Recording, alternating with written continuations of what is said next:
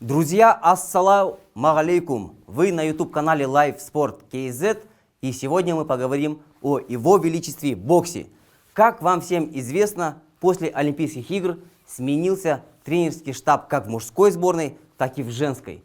Да, безусловно, Олимпийские игры продемонстрировали, что перемены нам необходимы, но здесь нужно было принимать взвешенное решение.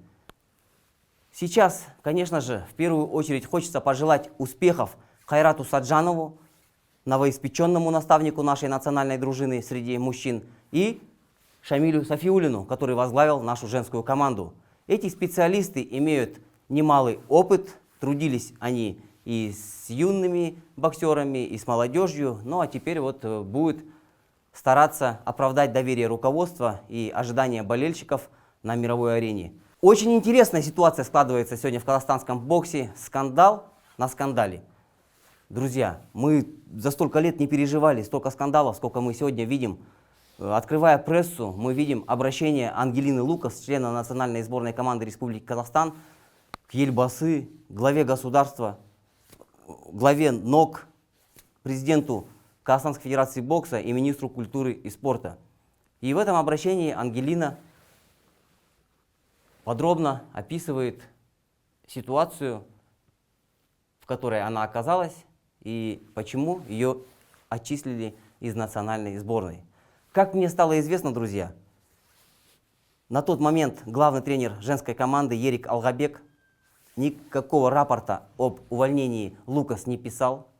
В рапорте было написано, что прошу дать юридическую оценку действиям двум видео. Это видео, где Назым Казайбай принимает капельницу, а второе видео, оно связано с чем-то с таким невероятным, с какой-то магией, где подсыпает соль. Ну, то есть это действительно нужно было провести расследование, создать комиссию, а уже потом выносить решение. Но здесь, как вы все понимаете, исполнительный директор Казахстанской Федерации бокса Маратбек Мухтыбеков и вице-президент организации Бахтияр Артаев, словно Джеймсы Бонды, прилетели в Алматы из Нур-Султана и приняли вот такие вот скоропостижные решения. И сегодня мы все стали очевидцами громкого, небывалого доселе скандала. Очень интересно вообще, ребята, вы, наверное, отдаете себе отчет, когда принимаете подобные решения? И вот видео уже есть в интернете, да, где вы даете интервью, говорите, вот Лукас поехала на Олимпиаду, не поехала на Олимпиаду. Друзья, а кто поехал на Олимпиаду? Надежда Рябец, которая проиграла в Токио в первом же своем поединке.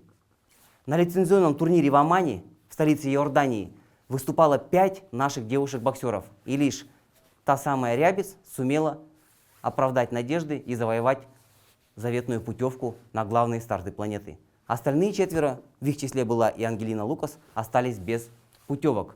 Но здесь, извините, это действительно спорт. Да, не удалось завоевать лицензию. Да, результат неудовлетворительный. Но мы все ожидали, что будет мировой квалификационный турнир. Его, к сожалению, в связи с известными событиями, связанными с пандемией, отменили, и тем самым мы остались за бортом.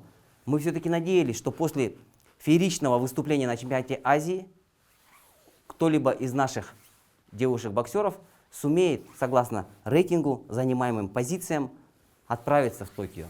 Но ни у кого, ни у Жайны Шекербековой, ни у Римы Волосенко, ни у Князевой, то есть ни у кого, ни у Назым Казайбай в том числе не было столь необходимых баллов, чтобы расположиться как можно выше и, согласно этому самому рейтингу, завоевать право представлять свою страну на столь важном соревновании. Назым Казайбай – это одна из самых титулованных наших спортсменок. Дважды она поднималась на пьедестал почета на чемпионате мира, и, безусловно, ее имя вписано золотыми буквами в летопись нашего спорта. Ну, если быть объективным, то Назым Казайбай, мы знаем, что выступала на лицензионном соревновании по пути в Рио-де-Жанейро. Тогда не смогла она выиграть лицензию. И уже на лицензионном соревновании в рамках чемпионата мира, который проходил в Астане, в олимпийской весовой категории нашу страну представляла Жайна Шекербекова. И она сумела завоевать лицензию и выступила в Рио вместе с Даригой Шакимовой. Медаль не привезла Жайна, но тем не менее прочувствовала вот эту олимпийскую атмосферу. Да? Так же, впрочем, как и Надежда Рябец, Саида Хасенова, Марина Вольнова. Вот это вот наших 5 представительниц, которые выступали на Олимпийских играх в составе женской национальной сборной Республики Казахстан по боксу. Теперь, друзья, происходят очень странные вещи. Понимаете? В 2016 год чемпионат мира в Астане. 4 золотые медали наши девушки выиграли на том соревновании. А уже на следующем старте официальном, на чемпионате Азии, уже чемпионат мира и чемпионат Азии, заметили, континентальное первенство рангом ниже. И там лишь Мадина Нуршаева смогла подняться на высшую ступень пьедестала почета. Остальные наши девушки, к сожалению, остались без заветных золотых наград. В 2017 году, мы все помним, официальный старт в рамках чемпионата мира. В 2018 году азиатские игры. 2019 год чемпионата мира. Но не было результата у женской национальной команды. Золотых наград не было. На азиатских играх и вовсе мы остались за бортом. То есть, понимаете, здесь, если отталкиваться от чемпионата мира в Астане, и по сегодняшний день очень много участков работы, где нужно было разгребать и работать во благо. Нам не нужны регалии, бывшие заслуги. Нам нужна объективная картина. Нам нужно, чтобы сегодня спортсмен был лучше. Пусть это демонстрирует ринг. Да? В нашем случае, если мы говорим о боксе, пусть свои притязания представлять нашу родину на крупных соревнованиях девчата доказывают на ринге исключительно. И это касается не только девчат. Также и мужская сборная, да, члены мужской команды, безусловно, должны доказывать свою состоятельность исключительно на ринге. Здесь, если мы будем оценивать по былым заслугам, то мы можем остаться на долгие годы без столь желанных наград. И сегодня к чему это выступление? К тому, чтобы призвать высшее руководство казахстанского спорта объективно разобраться во всей этой непонятной ситуации. Как я уже отметил выше, стало известно, что вот в этом пресловутом рапорте было вот 2 пункта. Это вот дать юридическую оценку действиям Лукас, которая со своим наставником была запечатлена, где там подсыпали соль, но это, впрочем, и до сих пор неизвестно, да, что подсыпали, какие вещества эти были, как. То есть федерация сегодня не выступила, к сожалению, с официальным обращением, не оповестила общественность о скандале, и мы уже узнавали новости непосредственно из средств массовой информации, и в том числе какое-то мнение у нас сложилось из открытого обращения Ангелины Лукас.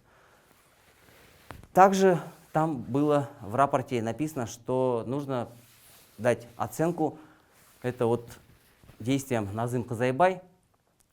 Поэтому сегодня, когда после неуспешного выступления на Олимпийских играх страна была потрясена вот этими результатами, и нам нужно, опять же повторюсь, нам нужно всем консолидировать все свои силы во благо казахстанского бокса и в целом нашего спорта.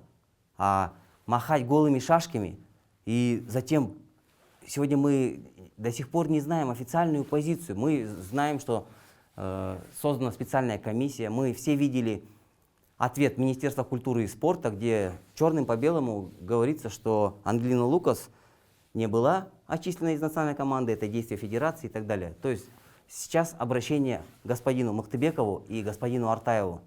Ребята, вы занимаете очень ответственные должности. Вы работаете на страну, на нас, на наш народ, понимаете?